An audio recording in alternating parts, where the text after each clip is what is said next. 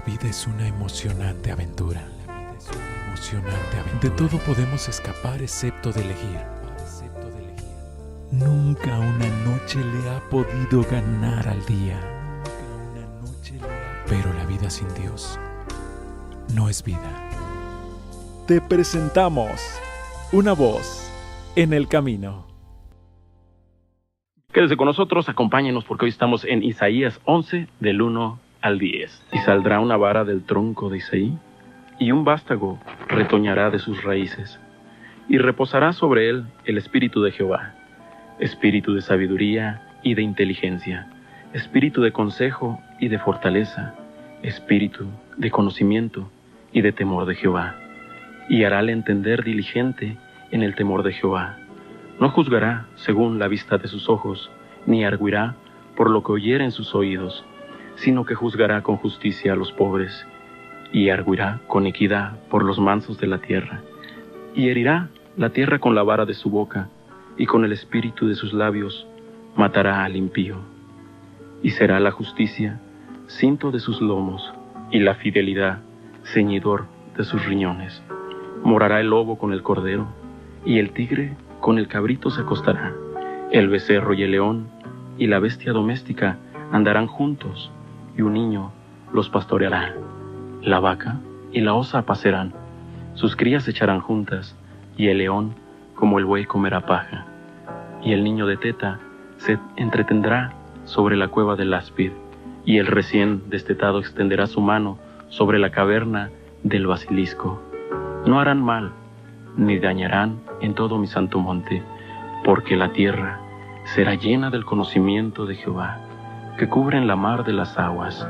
Y acontecerá en aquel tiempo que la raíz de Isaí, la cual estará puesta por pendón a los pueblos, será buscada de las gentes, y su holganza será la gloria. Entre todos los profetas que hablan de la venida del Señor, Isaías es el que más revelación recibió en relación con Jesucristo, el Salvador del mundo. Tiene pasajes muy bellos en ese sentido. No solamente habla Isaías más de una vez sobre diferentes características de la venida del Mesías, el Salvador del mundo, pero además habla proféticamente de los últimos tiempos y la nueva tierra y los nuevos cielos, y etcétera, etcétera. Claro que ese no es el tema que nos ocupa.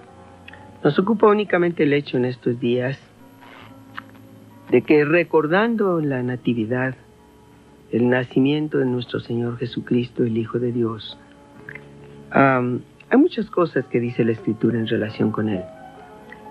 La vez pasada hablábamos de la promesa que Dios le dio a la mujer.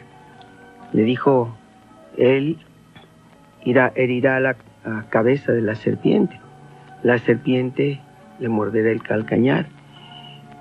Pues ciertamente, muchas ocasiones Dios parece tener un plan para nosotros. Tiene planes para nosotros, Él lo determina así. Pero parece como si ese plan se fuera a estrellar contra alguna dificultad o algún problema.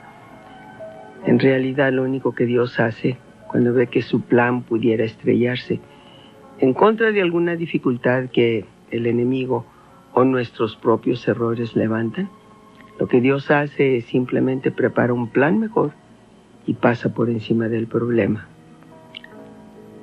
La serpiente pensó que al herir a Jesús en la crucifixión acabaría con el temor que sentía de que Dios cumpliera su promesa de salvar al mundo a través de él. Lo único que logró fue abrir la fuente de la sangre preciosa de Jesús, que se derramó para limpiarnos, para transformarnos, para salvarnos. Y en este capítulo 11 de Isaías, donde habla de algunos aspectos de la promesa de la venida del Señor, hay algunas características muy interesantes que vale la pena analizar. Saldrá una vara del tronco de Isaí, y un vástago retoñará de sus raíces. ¿Qué tiene que ver Isaí en todo este asunto? Nada menos que recordemos que Isaí en realidad era descendiente de Ruth la Moabita y de Booz, aquel hombre que se casó con ella. Pero ¿Qué de Ruth la Moabita? Una extranjera que comprendió lo que significaba Dios, que decidió seguir a su suegra cuando ella quedó viuda, y también Ruth y también su concuña. Y cuando Noemí le dijo a Ruth, regrésate, yo ya no tengo más hijos para darte, estoy viuda, regreso a mi tierra. Habían salido a peregrinar por el hambre en Israel. Ruth le dijo aquellas frases famosas, no me ruegues que te deje ni que me aparte de ti. Tu pueblo será mi pueblo, tu Dios será mi Dios. Y por mucho que Noemí trató de disuadirla, Ruth se fue con ella y la siguió. La siguió en busca de un Dios que llenaba su vida. Allí en el pueblo al que llegaron, Betlem, se casó con este hombre, Boaz. Esa historia es otra. Y después vino Isaí. ¿Por qué Isaí? Ruth la Moabita.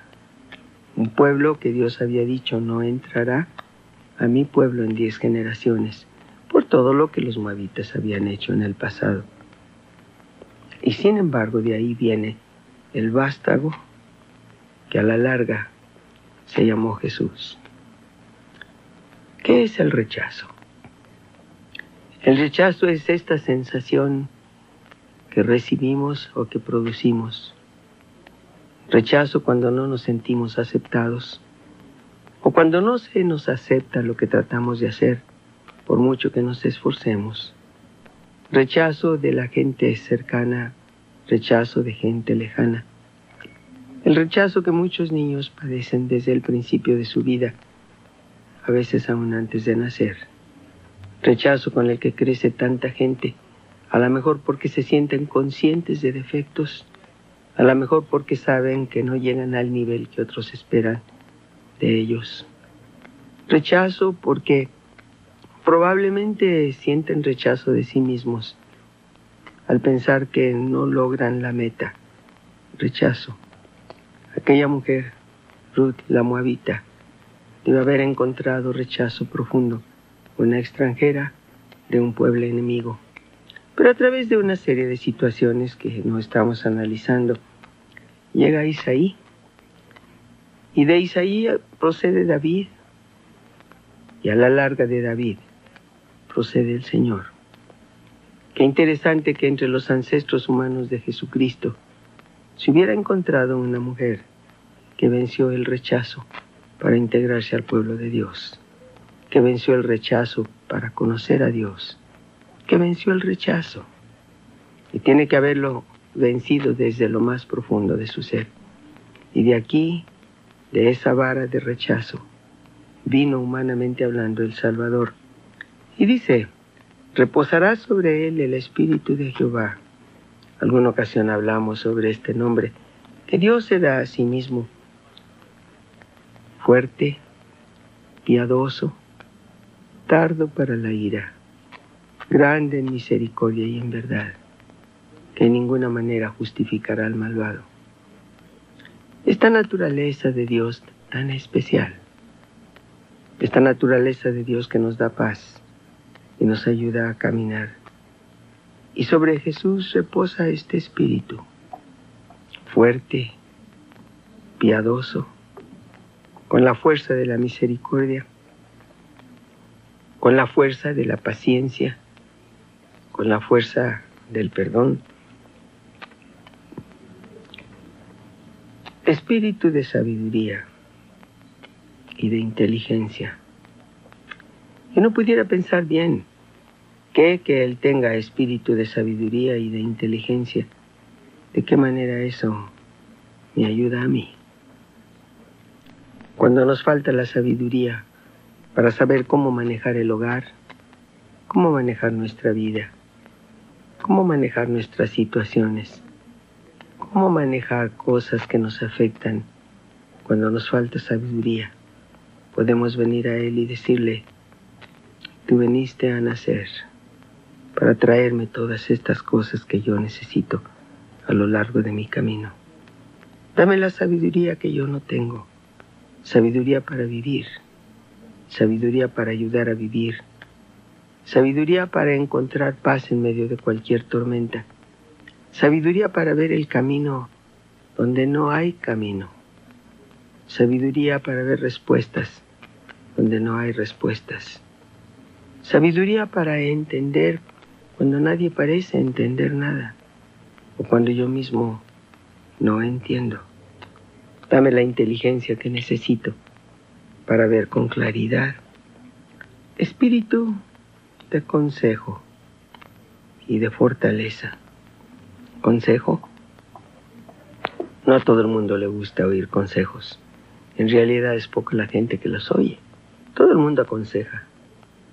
Siempre estamos prontos para dar una idea. Siempre estamos prontos para dar un consejo. A veces acertado. Muchas veces solamente un consejo que sale de nuestra impresión de que podemos darlo. Puede ser cierto, puede ser no cierto, pero lo damos casi siempre. Interesante. Cuando se trata de recibirlo, la reacción es otra.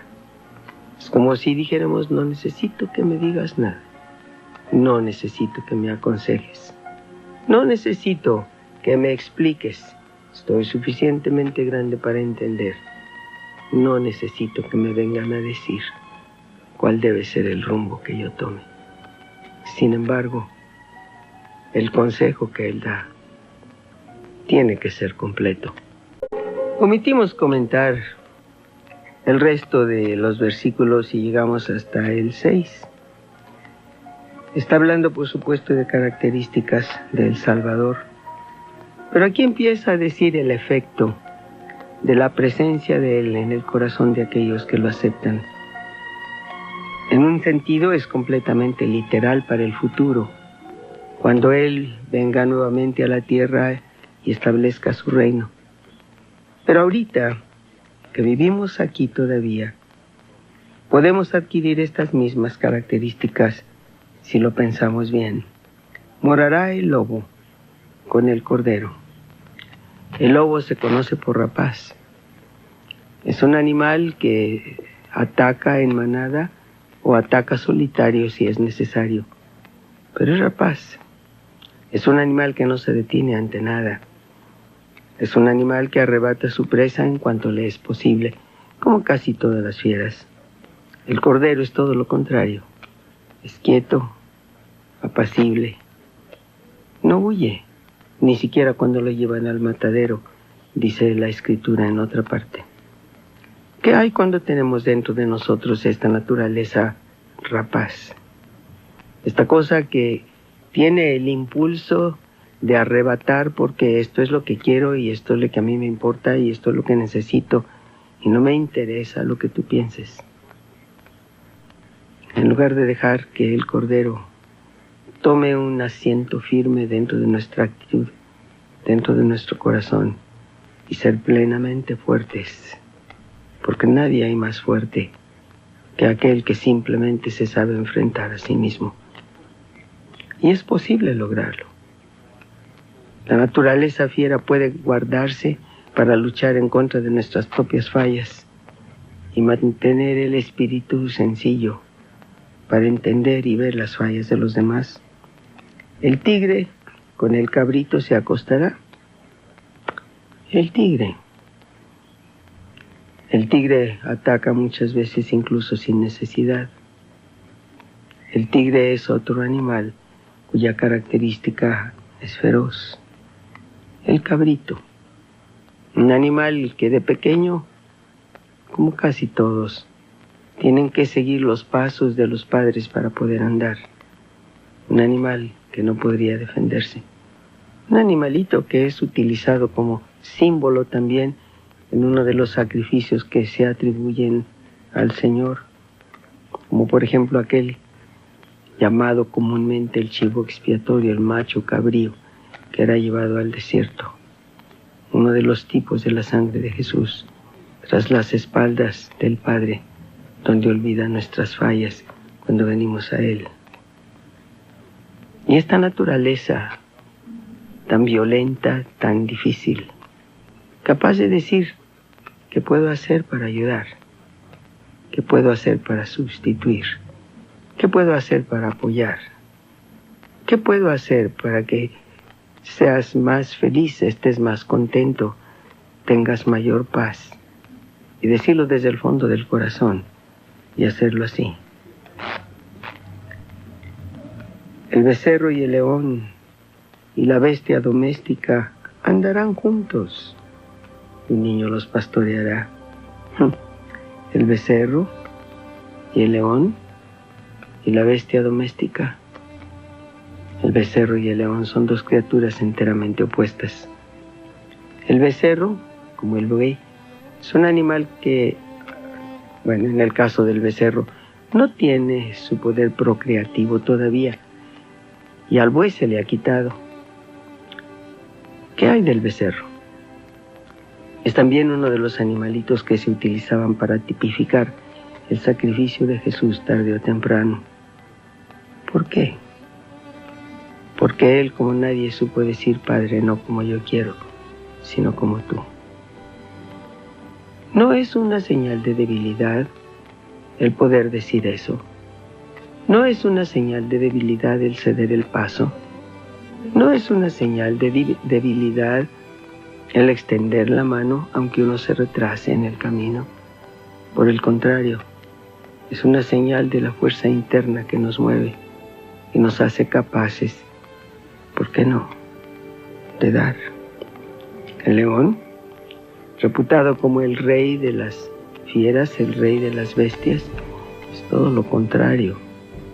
Es un animal que se hace temer con toda la razón del mundo. Es un animal cuya presencia impone. Es un hermoso animal. Y sin embargo, cuando Jesús ha entrado en nuestra vida y este Espíritu de Dios reposa también en nosotros, dejamos que a través de Jesús Dios nos transforme. No tenemos ningún problema en que sea así. Ningún problema. Brincando un poco más otra vez. No harán mal ni dañarán en todo mi santo monte, porque la tierra será llena del conocimiento de Jehová, como cubren la mar, las aguas. Nada daña ni hace mal. Nada daña ni hace mal. ¿Por qué?